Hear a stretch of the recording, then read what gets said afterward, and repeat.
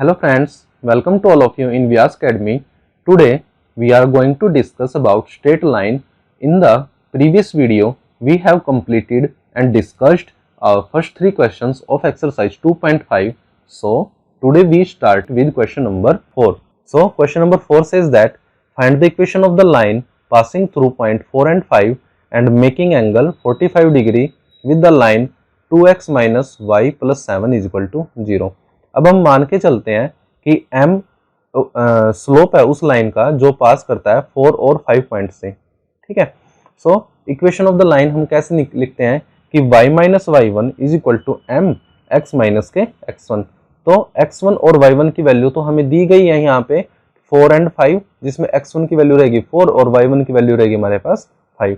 सो इसकी वैल्यू हम पुटअप करेंगे इस जनरल इक्वेशन के अंदर, तो हमारे पास आता है y minus 5 is equal to M x minus 4, जहाँ पे m आपका क्या रहता है, स्लोप रहता है, ठीक है।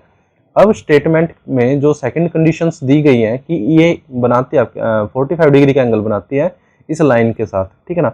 अब एंगल वाला फॉर्मूला यूज करके हम कैसे निकालेंगे कि मान लो कि ये दो लाइन है, एक लाइन ये है और ये दूसरी लाइन के साथ 45 डिग्री का एंगल बनाती है, तो इस लाइन की इक्वेशन क्या रहेगी बेटा और इसका स्लोप क्या रहेगा। कि हमने लिख लिया पहले कि इस लाइन का स्लोप कितना रहेगा, इस लाइन का स्लोप मतलब जो ये लाइन हमें दी गई है, तो 2x minus Y plus 7 is equal to 0। इसको हम y is equal to M X plus C के फॉर्मेट में लिखें तो हमारे पास स्लोप निकल के आता है 2, क्योंकि y इज इक्वल टू कितना होगा हमारे पास 2x plus 7 is equal to 0 और x का जो कोफिशिएंट रहेगा वही हमारा क्या बनेगा, स्लोप बनेगा, ठीक है ना।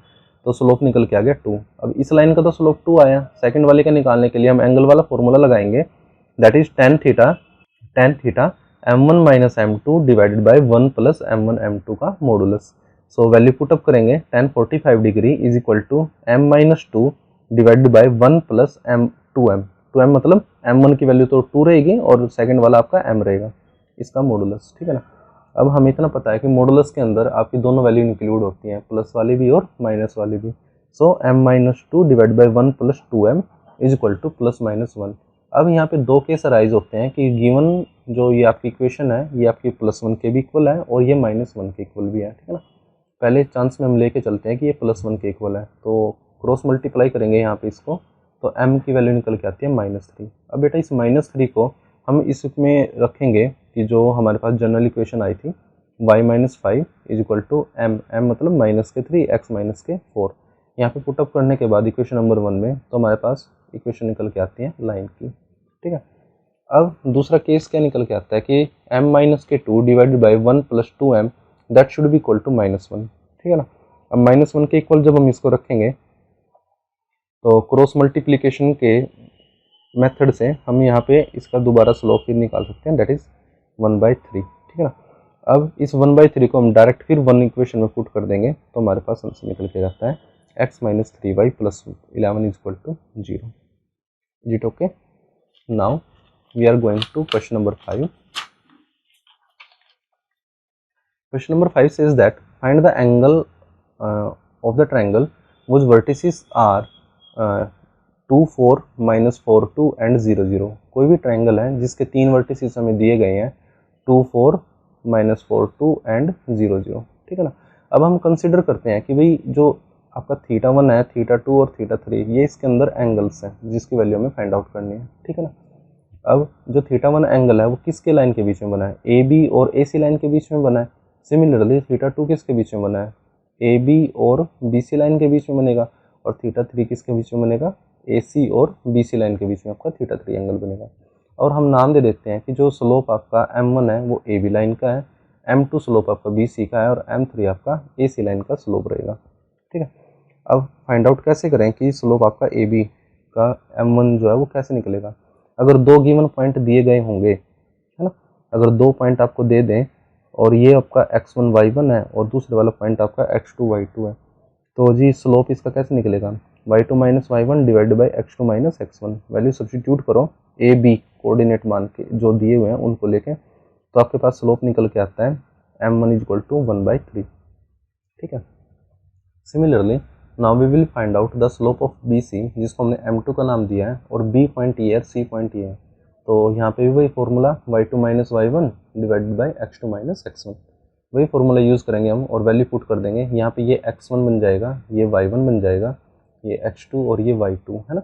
वैल्यू पुटअप करने के बाद हमारे पास आंसर निकल के आता है -1/2। ठीक है, तो सेकंड स्लोप हमारे पास आएगा -1/2। अब हम थर्ड स्लोप जो m3 है वो निकालेंगे ए और सी पॉइंट का यूज़ करके। ए पॉइंट बेटा हमारे पास है 2 4 और सी पॉइंट हमारे पास है 0 0। सो अब 0 - 4 डिवाइड बाई 0 - 2 वैल्यू पुटअप करेंगे तो आंसर निकल के आ जाएगा हमारे पास m3 that is equal to 2। अब हम कहते हैं कि जो θ1 आपका एंगल है वो ए बी और ए सी के बीच में लाई करता है, तो tan θ1 किसके बराबर होगा? वही एंगल वाला फॉर्मूला लगाएंगे हम, m1 - m3 divided by 1 + m1 into m3 और फिर इस सारे का मॉडुलस। वैल्यू पुटअप कर दीजिए। m1 की वैल्यू हमें यहाँ से मिल रही है और m3 की वैल्यू हमें यहाँ से मिल रही है। ठीक है, m3 की ये रही यहाँ पे। ठीक है, तो इन दोनों की वैल्यू हम यहाँ पे पुटअप करेंगे फॉर्मूले के अंदर, तो स्लोप निकल के आता हमारे पास, स्लोप नहीं एंगल निकल के आता हमारे पास कि tan θ1 that should be equal to 1 और 1 वैल्यू किसकी रहेगी हमारे पास 45 डिग्री की, तो हम लिख देंगे कि tan θ1 that should be equal to tan 45 degree और tan 45 डिग्री इसमें 10 से 10 कैंसिल हो जाएगा, तो θ1 की वैल्यू कितनी आएगी हमारे पास 45 डिग्री। ओके, अब हम निकाल लेंगे कि जो θ2 एंगल है, क्योंकि एक एंगल निकलने के बाद हम निकालने चाहेंगे हम θ2 है ना। तो θ2 आपका एंगल किसके बीच में बन रहा है? m1 और m2 के बीच में बन रहा है ना। तो एंगल फॉर्मूला लगाएंगे हम वही tan θ वाला, tan θ m1 माइनस, अब हम जब θ2 निकालेंगे तो m1 और m2 यूज करेंगे ना। So θ2 is equal to m1 - m2 divide by 1 + m1 into m2 और सारे का मॉडुलस। अब m1 और m2 की वैल्यू हमारे पास हमने लिख ली कि m1 तो आपके पास है 1/3 और m2 आपका है -1/2। डायरेक्ट वैल्यू इसमें पुटअप कर देंगे, 1/3 + 1/2 डिवाइडेड बाय 1 + m1 मतलब 1/3 और m2 इज इक्वल टू -1/2। इनको सोल्व करेंगे तो ये आएगा आपका 5/6 डिवाइड बाई 5/6, इसको कैंसिल करेंगे 1 के इक्वल आएगा। अब ये जो 1 आपका ये किसके इक्वल है? आपका tan 45 डिग्री के हैं, तो 10 से 10 कैंसिल होकर आपके पास θ2 की वैल्यू कितनी आ जाएगी 45 डिग्री है ना। अब हमें इतना पता है कि भाई जो ट्रायंगल होती है, ट्रायंगल के जो इंटरनल एंगल्स होते हैं उन सब का सम कितना होता है आपका 180 डिग्री। सो θ1 θ2 और θ3 इन सब का सम भी कितना होगा आपका 180 डिग्री। θ1 और θ2 ये हम इवेल्युएट कर चुके हैं, वो आपके पास आते हैं 45 डिग्री के, और 45 डिग्री के ये दोनों एंगल लिखने के बाद 45 डिग्री प्लस 45 डिग्री प्लस में θ3 that should be equal to 180 degree. यहाँ से हम θ3 की वैल्यू निकाल सकते हैं। ओके, अब लास्ट क्वेश्चन हमारी वीडियो का कि find the equation of a line parallel to 3x minus के प्लस के 4y - 5 is equal to 0 and passing through the origin, और ओरिजिन से वो पास करती है। ठीक है ना। अब कोई भी लाइन होगी जो इस गिवन लाइन के क्या होगी आपकी पैरेलल होगी, तो हम कहते हैं कि अगर पैरेलल होती हैं दो लाइनें तो उनके स्लोप भी क्या होते हैं इक्वल होते हैं। तो फर्स्ट ऑफ ऑल हम इसका स्लोप जो निकालेंगे उसको हम m1 का नाम देंगे और वही इक्वल होगा जो दूसरी गिवन लाइन्स आपके पैरेलल है। तो ठीक है ना, मान लीजिए कि ये दो लाइन पैरेलल हैं। अब ये जो नीचे वाली लाइन है इसकी इक्वेशन तो लिख दी हमने 3x प्लस में 4y - 5 इज इक्वल टू 0, और इसकी इक्वेशन हमने निकालनी है। जो ये नीचे वाली लाइन है इसका स्लोप तो बेटा m1 है और इसका स्लोप कितना रहेगा हमारे पास m2 रहेगा। ओके, ओरिजिन से पास करके जाती है तो 0.00 रहेंगे है ना। तो हमने लिख दिया कि अगर लाइंस पैरेलल होती हैं तो उनके स्लोप क्या रहेंगे इक्वल रहेंगे, तो m1 इज इक्वल टू क्या रहेगा m2। अब इसका स्लोप कितना आएगा, इसको हम फॉर्मेट में लिख लेंगे y is equal to mx plus c वाले फॉर्मेट में। ठीक है ना। सो क्या रहेगा भाई 4y को हमने एक साइड रख लिया, हम बाकी को हम दूसरी साइड लेके 4 यहाँ पे मल्टीप्लाई में था सबके डिवाइड में लिख दिया जी, तो ये आएगा हमारे पास m1 that should be equal to -3 divide by 4। अब ये दूसरा हमने स्लोप लिखा -3/4, ये भी इसके इक्वल ही होगा क्योंकि लाइंस क्या होती हैं आपकी पैरेलल है। ठीक है, अब इक्वेशन ऑफ द लाइन लिखें, तो इक्वेशन ऑफ द लाइन का जो फॉर्मूला रहेगा आपके पास that should be equal to y - y1 is equal to m x - के x1। तो इस लाइन का जो स्लोप था नीचे वाले का वो आया था आपके पास -3/4, और इस लाइन का स्लोप भी कितना आएगा -3 डिवाइड बाई 4। ठीक है ना। तो ये स्लोप यूज करेंगे हम जिसकी हमने इक्वेशन निकालनी है। तो हम यहाँ पे वैल्यू पुटअप कर देंगे y - y1 is equal to m x - x1। तो y1 की वैल्यू 0 और x1 की वैल्यू भी 0, क्योंकि आपकी जो लाइन है वो ओरिजिन से पास कर रही है। So y - 0 is equal to -3 divide by 4 x - 0। अब ये 4 जो आपका वो इधर डिवाइड में लेके आएंगे, मल्टीप्लाई में आपकी जनरल इक्वेशन आ जाएगी। Okay, if you like my video then please share, subscribe.